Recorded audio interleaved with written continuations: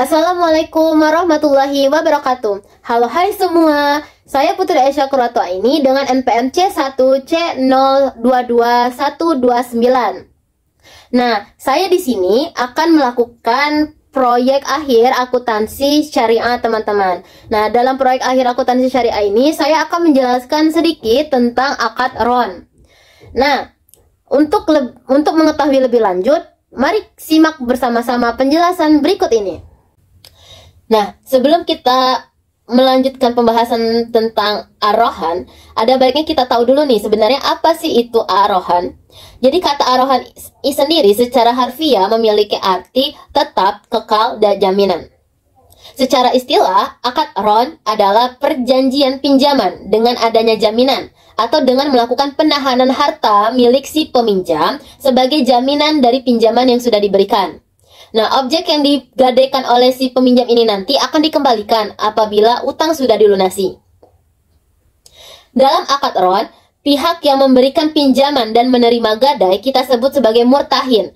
Sedangkan pihak yang menerima pinjaman atau yang menggadaikan akan kita sebut sebagai rohin. Sedangkan objek yang digadaikan akan kita sebut sebagai marhun. Lalu sebenarnya apa sih tujuan dilakukannya akad rohan ini? Tujuannya sebenarnya adalah agar pihak murtahin lebih mempercayai pihak rohin dalam memberikan pinjaman. Kenapa demikian? Hal ini dikarenakan objek yang digadaikan atau marhun ini tadi memang statusnya ditahan oleh pihak murtahin sampai hutangnya dilunasi. Tapi untuk status kepemilikan dari marhun ini sendiri masih milik rohin atau pihak yang meminjam tadi. Sehingga harapannya dengan dilakukan akad rohan ini, dengan ditahannya objek yang digadaikan ini tadi oleh pihak murtahin, pihak rohin akan melunasi kewajibannya atau utangnya agar dapat membawa kembali barang yang digadaikan ini tadi. Kalaupun semisalnya si rohin itu kabur dengan utangnya atau mungkin ada alasan lain yang menyebabkan si rohin tidak bisa melunasi utangnya, maka pihak murtahin juga bisa tenang. Karena kenapa? Karena barang yang digadaikan ini tadi atau marhun ini tadi bisa mereka jual untuk menutupi kerugian yang ditimbulkan dari tidak selesainya utang dari pihak rohin ini tadi atau tidak dilunasinya utang dari pihak rohin ini tadi. Jadi akad rohan ini akan membuat kedua belah pihak, baik yang memberikan pinjaman maupun yang meminjam, itu sama-sama tenang. Sama yang si pihak yang meminjam tadi akan memiliki kesadaran penuh untuk melunasi utangnya karena dia harus mengambil kembali barang yang dia gadaikan. Sedangkan pihak murtahin juga akan lebih tenang dan leluasa dalam memberikan pinjaman karena jikapun si pihak rohin ini kabur atau tidak bisa menyelesaikan utangnya, barang gadai ini tadi bisa dia manfaatkan untuk menutupi kerugian yang akibat tidak terlunasnya utang ini tadi. Nah, selain akad rohan biasa, ternyata pada tahun 2008 MUI mengeluarkan fatwa nih teman-teman tentang akad rohan tajlisi atau fidusia namanya.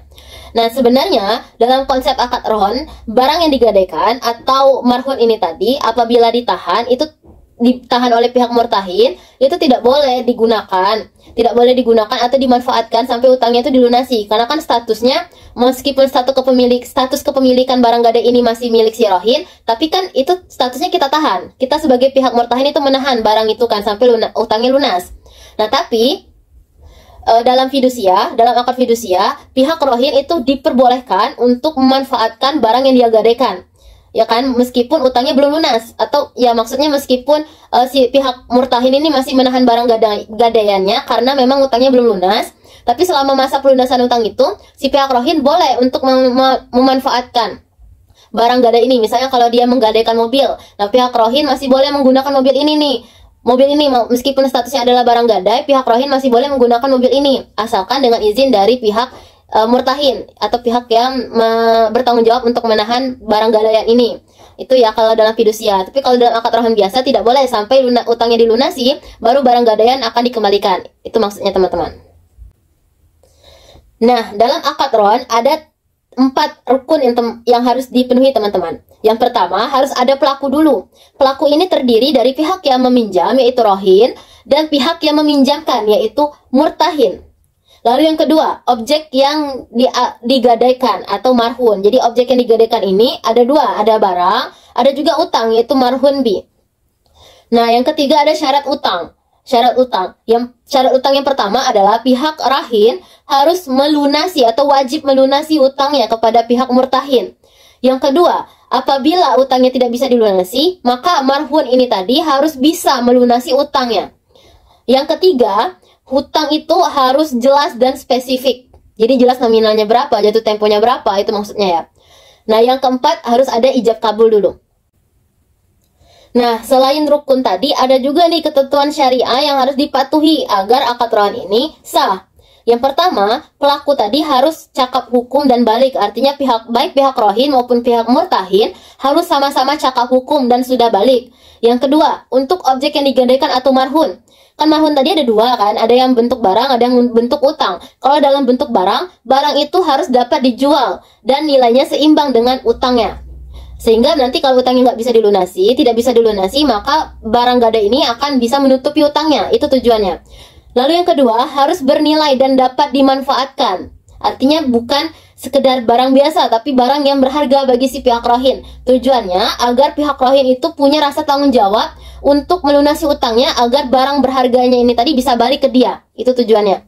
Lalu yang ketiga, harus jelas dan dapat ditentukan secara spesifik. Artinya barang itu ada wujudnya. Ada wujudnya dan ada di depan mata, bukan barang yang belum jelas di mana letaknya atau bagaimana bentuknya. Tujuannya agar si pihak murtahin juga bisa tahu nih berapa sebenarnya nilai barang ini gitu kan. Jadi kalau misalnya memang terjadi sesuatu yang tidak diinginkan ke depannya terhadap utang ini tadi, si pihak murtahin dalam memberikan pinjaman sudah bisa memprediksi barang ini berharga atau tidak, nilainya berapa, kalau misalnya dijual apakah bisa menutupi utang atau tidak. Itu maksudnya ya. Jadi agar tidak ada kesalahpahaman atau perselisihan di masa yang akan datang kalau misalnya barang gadai itu dijual. Lalu selanjutnya adalah tidak terkait dengan orang lain. Artinya marhun ini tadi atau barang yang digadaikan harus benar-benar milik si rohin, bukan milik orang lain. Jadi status kepemilikannya benar-benar milik si peminjam atau pihak rohin, bukan punya orang lain. Tujuannya agar kalau misalnya pihak rohin tidak bisa melunasi utangnya dan barang gadai ini dijual, tidak ada perselisihan atau sengketa dengan orang lain, karena barang ini emang punya si rohin gitulah, bukan pihak ketiga atau pihak lain. Nah, lalu yang kedua, apabila objek yang digadaikan ini berupa utang atau marhun bi, maka nilai utang ini harus jelas spesifikasinya, termasuk dalam tanggal jatuh temponya kapan itu juga harus jelas. Oke. Nah, yang terakhir adalah ijab kabul. Nah, dalam ijab kabul itu harus dilakukan tanpa paksaan, saling ridho atau rela antara pihak yang meminjam, yaitu pihak rohin, dan pihak yang meminjamkan, yaitu murtahin. Dilakukan secara verbal atau tertulis di atas kertas, atau juga bisa melalui korespondensi atau menggunakan cara-cara komunikasi modern lainnya. Oke teman-teman, sekarang kita lanjut membahas tentang perlakuan akuntansi terhadap akad rohan ini tadi. Yang pertama, kita akan memposisikan diri sebagai pihak murtahin atau pihak yang menerima gadai dan memberikan pinjaman. Bagi pihak murtahin, apabila pada saat kita menerima barang gadaian atau marhun, tidak dilakukan penjurnalan apapun teman-teman, tetapi kita harus menerbitkan tanda terima atas barang gadai tersebut. Yang kedua, pada saat kita menyerahkan uang pinjaman kepada pihak rohin, maka jurnal yang kita buat adalah kas piutang bertambah di debit dan kas kita berkurang di kredit. Lalu yang kedua, pada saat kita menerima uang dari pihak rohin untuk biaya pemeliharaan dan penyimpanan barang gadaian atau marhun, maka jurnal yang kita buat adalah kas pada posisi debit bertambah dan pendapatan bertambah pada posisi kredit. Nah, sebenarnya kenapa sih ada uang untuk pemeliharaan dan penyimpanan? Jadi begini teman-teman, barang gadaian ini kan tidak akan sebentar ada di tangan kita. Mungkin akan berada di tangan kita dalam 1, 2, atau beberapa tahun atau beberapa bulan lamanya. Nah, selama lamanya barang gadai itu ada di tangan kita, pasti akan ada yang namanya keluar biaya pemeliharaan atau penyimpanan. Misalkan gini, kita ilustrasikan, misalnya barang gadai yang kita terima adalah berupa kendaraan. Kendaraan ini kan kalau tidak kita gunakan dalam jangka waktu yang lama, dia akan performanya akan turun kan teman-teman. Oleh karena itu perlu adanya pemeliharaan. Nah, biaya pemeliharaan ini itu didapat dari uang yang diberikan oleh si rohin. Jadi yang menanggung biaya pemeliharaan barang gadaian itu adalah pihak rohin, bukan pihak murtahin ya. Nah, kalau misalnya barang gadai yang kita terima itu berupa emas misalnya, kan tidak perlu ada pemeliharaan nih kalau emas atau perhiasan.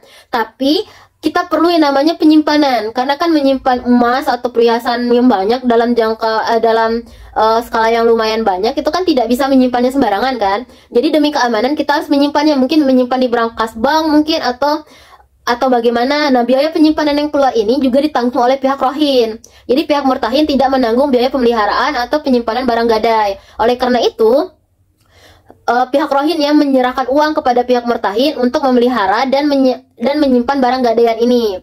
Lalu yang ketiga, pada saat kita mengeluarkan uang untuk melakukan pemeliharaan dan penyimpanan barang gadaian ini, jurnal yang kita buat sebagai pihak murtahin adalah beban bertambah di debit dan kas berkurang di kredit. Lalu pada saat pelunasan uang pinjaman, nah maka barang gadai akan kita kembalikan kan kalau utangnya itu sudah lunas tepat pada waktunya. Artinya barang gadai akan kita kembalikan, sehingga kita harus membuat tanda terima atas barang tersebut. Nah, untuk jurnalnya, kas akan bertambah pada posisi debit dan piutang akan berkurang pada posisi kredit. Namun apabila pada saat jatuh tempo pihak rohin belum bisa melunasi utangnya, maka pihak murtahin boleh untuk menjual marhun ini tadi atau barang yang digadaikan ini tadi. Nah, pada saat penjualan, apabila ternyata barang gadai ini sama nilainya dengan piutang kita terhadap si rohin ini tadi, maka barang gadaian ini, hasil penjualan bersih dari barang gadaian ini tadi akan menutupi utang dari si rohin tadi. Jadi jurnal yang kita buat adalah sama, kas pada posisi debit bertambah dan piutang berkurang pada posisi kredit. Tapi apabila pada saat kita menjual barang gadai ini dan ternyata nominalnya masih kurang untuk menutupi utangnya si rohin, maka sisa utang ini tadi akan tetap harus dibayarkan oleh si rohin. Jadi artinya utang si rohin kepada kita tuh masih ada dan tetap harus dilunasi kalau emang barang gadainya itu sudah dijual, tapi ternyata uangnya tidak cukup untuk menutupi utang si rohin. Lalu bagaimana kalau kita menjual barang gadai ternyata uangnya lebih dari utang yang dimiliki oleh si rohin? Maka yang dilakukan adalah kita mengembalikan kelebihan uang itu kepada pihak rohin. Jadi utangnya kita hapuskan karena sudah lunas, dan lebihnya dari penjualan si barang gadai ini nanti akan kita berikan kepada pihak rohin, kembalikan kepada pihak rohin. Nah, jika kita memposisikan diri sebagai pihak rohin, maka pada saat kita menyerahkan aset kepada pihak murtahin, maka tidak ada jurnal yang kita buat emang, tetapi kita menerima tanda terima dari pihak murtahin atas penyerahan aset tersebut, serta membuat penjelasan atas catatan akuntansi atas barang yang kita gadaikan ini atau marhun. Nah, yang kedua, pada saat kita menerima uang pinjaman dari pihak murtahin, maka jurnal yang kita catat adalah kas kita bertambah di posisi debit dan utang kita bertambah pada posisi kredit. Yang kedua, pada saat kita memberikan uang kepada pihak murtahin untuk biaya pemeliharaan dan penyimpanan barang gadaian, maka jurnal yang kita buat adalah beban bertambah pada posisi debit dan kas kita berkurang pada posisi kredit. Nah, ketika kita berhasil melunasi utang kita tepat waktu, maka barang gadai kita tadi nanti akan kembali dengan kita menerima tanda serah terima dari pihak murtahin. Jadi tidak ada jurnal yang dicatat pada saat barang gadai kembali, tapi ada jurnal yang dicatat pada saat kita melunasi utang kita kepada pihak murtahin, yaitu utang kita berkurang pada posisi debit dan kas kita berkurang pada posisi kredit, gitu ya. Lalu yang selanjutnya, jika pada saat jatuh tempo ternyata kita tidak mampu melunasi utang kita, maka pihak murtahin akan menjual marhun itu tadi. Nah, pada saat penjualan marhun, jurnal yang kita buat adalah kas bertambah pada posisi debit. Nah, apabila marhun ini tadi bentuknya aset tetap, maka akan muncul akun akumulasi penyusutan pada posisi debit. Nah, apabila penjualan ini rugi, atau artinya penjualan atas barang gadai ini tadi tidak mampu untuk menutupi utang kita, maka kita akan mengakui adanya kerugian pada posisi debit. Namun apabila ternyata penjualan barang gadaian ini cukup untuk menutupi utang kita, atau bahkan mungkin lebih dari nominal utang kita kepada pihak murtahin, maka kita akan mengakui adanya keuntungan pada posisi kredit. Lalu aset kita akan berkurang nilainya pada posisi kredit karena kan sudah dijual tadi oleh pihak yang menggadaikan. Lalu pelunasan utang atas barang yang dijual pihak yang menggadaikan ini nanti sama seperti pada saat kita melunasi utang dengan uang ya. Artinya kalau utang kita berkurang, artinya posisi utang akan berada di posisi debit, sedangkan kas yang kita keluarkan itu juga posisinya ada di kredit. Kas ini tadi berasal dari penjualan barang gadaian ya teman-teman.